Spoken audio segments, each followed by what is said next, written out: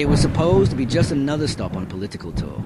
A young conservative firebrand addressing thousands of college students, and then, in a flash, chaos. The sound of gunfire, panic ripping through the crowd, and within hours, a 31-year-old rising star, Charlie Kirk, was dead. This is not just a story of political division. It's a story of how one man's obsession, one act of violence, turned a public stage into a crime scene and ignited a firestorm that still burns today. To understand the weight of this story, you first have to understand who Charlie Kirk was. At just 18 years old, Kirk co-founded Turning Point USA, a conservative youth organization that would soon become a powerhouse in American politics. He was charismatic, controversial, and unapologetic. To some, he was a defender of free speech, fighting back against what he saw as left-wing indoctrination on college campuses. To others, he was a provocateur, a divisive voice in an already polarized America. By 2025, Kirk was no longer just a youth activist. He was a nationally recognized figure, appearing on news programs, podcasts, and social media feeds daily. His influence among conservative students was undeniable, and with the presidential election season looming, his rallies drew larger and larger crowds. But it was exactly that visibility, that magnetism, that made him a target. On September 10, 2025, the city of Orem, Utah, prepared for one of these rallies.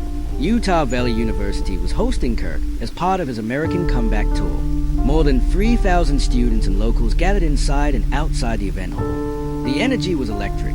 People waved flags, cheered, and chanted. For many in the audience, it was an opportunity to hear their political idol in person. But what they didn't know was that someone in the crowd wasn't there to cheer. He was there to kill. At approximately 2:37 p.m., as Kirk spoke from the stage, a sudden, sharp crack cut through the cheers. One gunshot, then another. In seconds, the event descended into chaos. Students screamed, ducking for cover, scrambling toward the exits. Kirk collapsed on stage.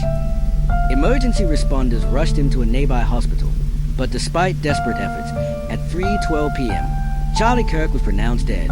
He was just 31 years old. As the nation absorbed the shocking news, law enforcement scrambled to track down the shooter. Witnesses described a young man fleeing the scene, blending into the chaos of the crowd. Police quickly locked down the university campus, but the gunman was gone. For more than a day, Utah residents lived under a cloud of fear. Who was this killer? Was he acting alone? Would he strike again? Every hour that passed without an arrest only deepened the unease. Finally, after 33 tense hours, the manhunt ended. The suspect was identified as 22-year-old Tyler Robinson. And the shocking twist? Police didn't just find him through surveillance or forensic evidence. They found him because his own family turned him in. So who was Tyler Robinson? To most, he was just another face in the crowd. A college-age young man from Utah with no criminal record, no known history of violence. But as investigators dug deeper, a disturbing picture began to emerge. According to friends and family, Robinson had become increasingly political in the months leading up to the shooting. His online activity suggested a growing fixation on Charlie Kirk, an obsession that shifted from disagreement to hatred.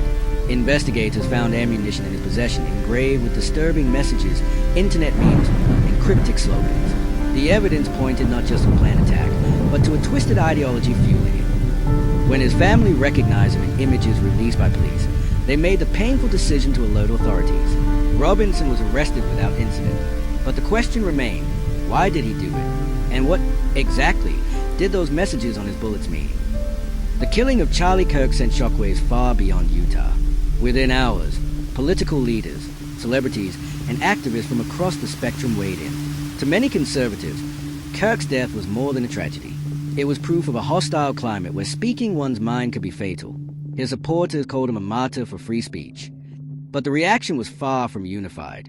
Some voices condemned the killing but emphasized caution, warning against turning a criminal act into a political weapon.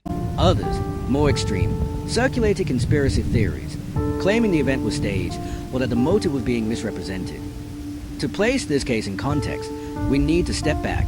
Charlie Kirk's murder was not an isolated act of violence.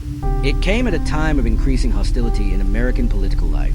Protests turning violent, threats against public officials, social media boiling over with anger and division, each side viewing the other not just as opponents, but as enemies. In that sense, the killing of Charlie Kirk was more than the murder of one man. It was a mirror reflecting America's fractures back at itself.